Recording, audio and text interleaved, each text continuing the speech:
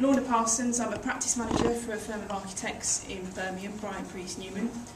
I'm also, I didn't give myself that title, by the way, somebody else gave me that one, social media advisor for MADE, which is the Midlands Architecture Centre based in central Birmingham. And I also do work on a freelance basis, so marketing communications, freelance practice management consultancy, social media advice, that kind of thing. I'm not from an academic background. I started working when I left school. I did my A-levels and went into retail and did that for 3 or 4 years, and then saw an opportunity at another firm of architects, Glen Howes Architects. I don't know if anybody's familiar with Glen Howes, probably Birmingham's best known architect. And I worked there for about a year as an administrator. And then saw an opportunity at Brian Priest Newman and have been there ever since. I'm now working there for just 3 days a week. That's one of the schemes that they've done, and I'm not doing a sales pitch for them here because I'm here to talk about myself, not them. They did a big scheme in Coventry, the Electric Wharf. You may or may not know it. So I've been at BPN for 10 years. And it's been a really good journey, actually, good experience, grown with the practice. When I first started there were just 4 of the members of staff. They're now, I think, currently 15 strong. Recession has affected them a little bit.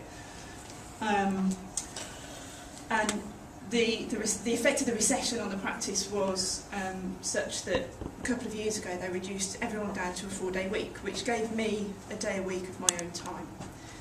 And at that time I wanted to pursue some new opportunities. I'd also just turned 30, which was a big milestone for me, and I realised that unless I start to actually do something for myself and start to be proactive and look for opportunities, then things weren't necessarily going to change or get better. And I'd sort of reached the top of the tree with where I could get to with the practice management.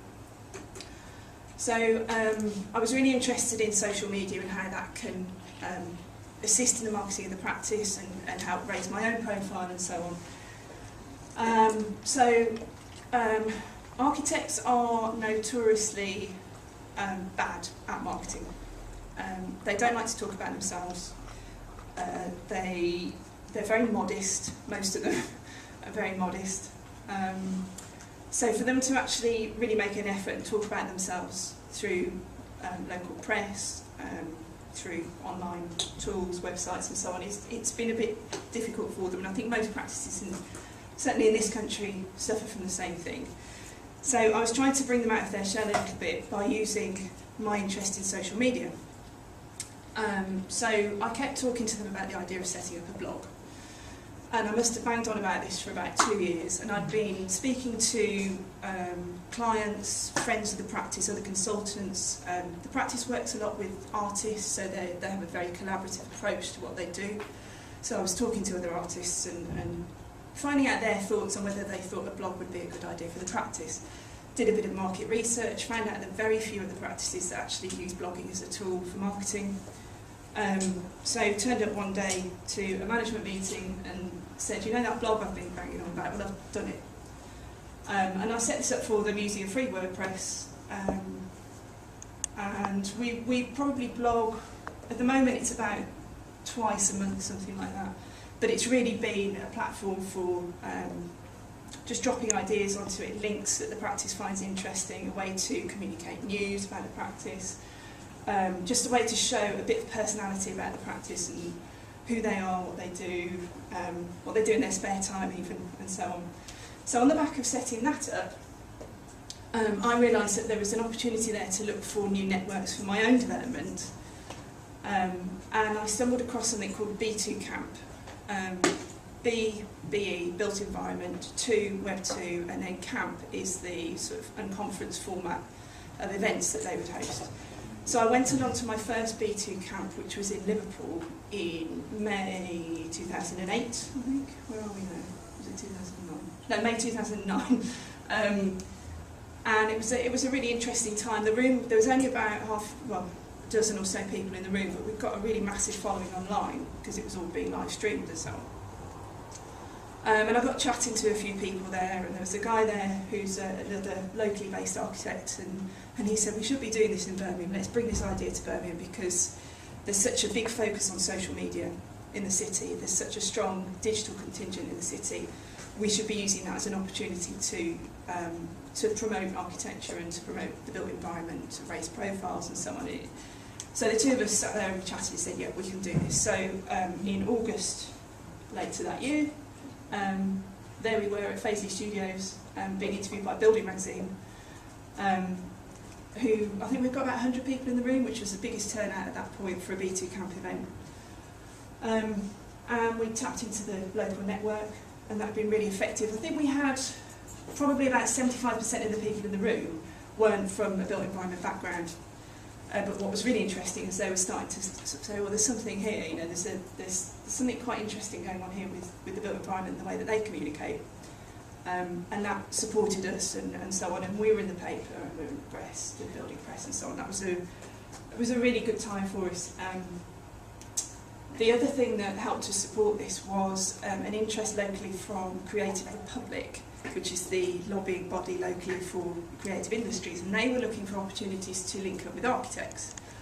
So they'd also said to us, we'd really like to organise an event, and that then became more of a joint event with them. So through those conversations and through those different links and networks, we managed to get a really big turnout at that event. So that was last year. We organised another one this year. I think we've got about 120 people in the room or so on.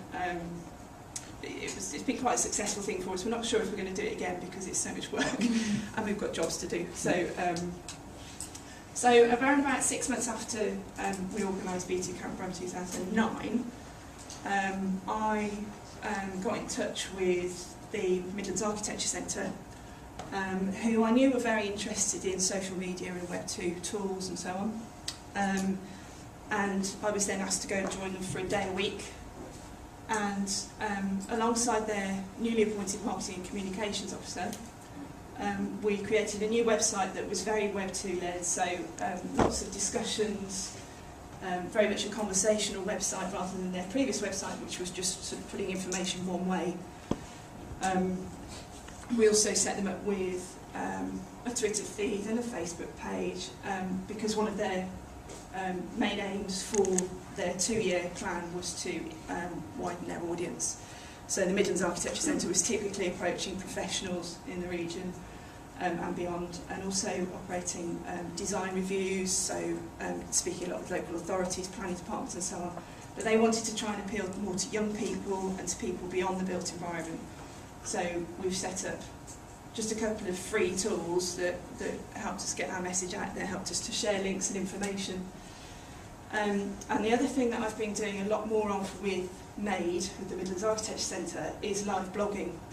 Now they hold a number of events, lectures, seminars, so on, and they get a big turnout, and they get a lot of people asking for notes and so on after the events. So by live blogging it, we're inviting people to join us on the day, even though they're not in the room. And also keeping a sort of diarised record of the day and pulling in tweets and links from other people and comments and so on. They MADE organised the CABE Urban Design Summer School at Aston University earlier this year, which was 100 professionals, urban designers, architects, landscape designers, planners, international delegates. But they also had 30 people in the room that had come from the Stephen Lawrence Trust, who organised something called Architecture for Everyone, that is an opportunity for young people who are interested in architecture to find ways into the industry that may not have been made available to them should that trust not exist. So there were 30 young people there, and what was really interesting is that we've got a Twitter full running with the UDSS hashtag pulling in tweets during keynote speakers, and the young people were getting involved with that, and they were taking part, and they were having conversations with the professionals. So they used a sort of really simple tool as a way to talk to people that they wouldn't normally have an opportunity to talk to. So that's sort of where things are at the moment in terms of my role at MADE, is that we do a lot of this kind of thing. We're developing the website a bit further so that we can put events on there and so on. I do freelance stuff in terms of going into smaller practices and talking to them about ways that they can work more efficiently and more profitably. And of course I'm still doing 3 days a week at BPN, so I'm quite busy. I think the highlight of my time so far was getting in the paper with Dave, obviously. I'm not quite sure whether I can ever, reach those lofty heights again. No, you probably can't. It was a good day, wasn't it? But it's interesting what Nick was saying just now about some of his thoughts and feedback, and a ghost has just walked in. Famous bakerability ghost. In terms of ideas, the last 2 years has been really difficult for me to try and sort of control my my thought process, because you see so much stuff. I'm meeting so many people through the different networks I'm involved with, and you can have too many ideas and it becomes overwhelming. So I've learned that I need to just slow myself down, think an idea through, research every aspect of it, talk to as many people as possible about it. But one thing that I've struggled from, I think, which might be specific to the built environment as an industry, is that, architecture is a profession that's been going for forever. The Royal Institute of British Architects, the institution that controls sort of chartered practices across the country, is 175 years old. They're not terribly willing to listen to somebody coming along and say, you should have a Twitter feed. That said, they have now got one. It's not my fault, but they've seen the light. But the industry can be quite hesitant about it. But as you saw with the blog idea, I didn't let that put me off. I had a go. If it hadn't worked, we would have taken the blog down. But we now get 60 to 70 hits a day on the blog, which, that may not sound a lot, but we're a small Birmingham-based practice. So for those kind of figures, that's pretty good. We're fairly happy with that. Obviously, we're going to try and raise that a bit more. And the other thing is that there's a lot of free help out there, which obviously the more you talk to people and the more you bounce ideas off people, the more you would be able to research that. But I've got to stress not to take advantage of that. If somebody's giving you something for free, then try and give them something back in return. I think certainly using social media platforms is very much a two-way conversation. Something needs to be in it for them as well, and I find that's a really good way to work, really effective.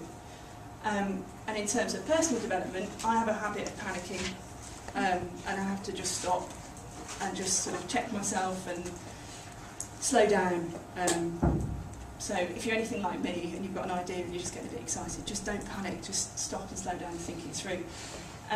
But for personal development, if I hadn't been proactive enough 2 years ago when I turned 30 to say I've got to do something myself, then it simply wouldn't have happened. I think a lot of these echo what Nick was saying, which pleases me really. You can't do everything. If somebody wants you to do something, but you've got something else that's paid work or something that's more in line with what you're trying to achieve, then it's important that you can say no. And another thing that I'm a bit guilty of is not really valuing myself and perhaps underselling myself a bit and being a bit modest. Perhaps that's something that stems from the industry, I don't know. And another thing that I've learnt is that if something doesn't quite feel right, if you're talking to somebody and you just think, well, should that be that way? Just stop and sort of listen to your instinct a bit and think it through. And the last thing is to really enjoy it, because I'm having a fantastic time just meeting new people and going out there and having opportunities like this to talk to people who may or may not find me interesting, I don't know. But it's really enjoyable, and it should be about that. Work should be enjoyable. So that's me in a nutshell. Any questions?